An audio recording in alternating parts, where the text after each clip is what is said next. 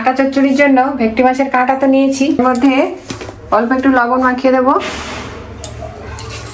হলুদ গুঁড়ো, লঙ্কা গুঁড়ো, হলুদ লবণ আর লঙ্কা গুঁড়ো দিয়ে মেখে কিছুক্ষণ রেখে দেবো। কড়াই সরিষার তেল দিয়ে নিয়েছি। এবার কাঁটা চচ্চড়ির জন্য মাছের কাঁটাগুলোকে ভেজে নেব।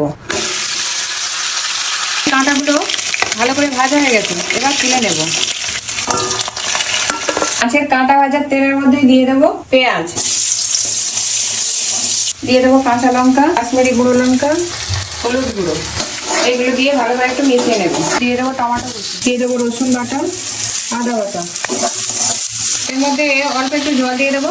শুকনো মশলাগুলো দেওয়া আছে,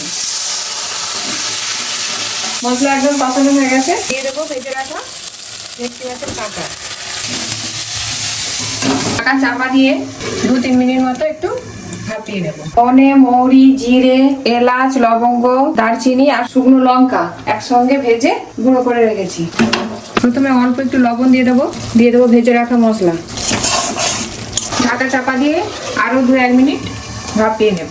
মশলা থেকে একদম তেল ছেড়ে দিয়েছে, একদম রেডি হয়ে গেছে কাঁটা চচ্চড়ি।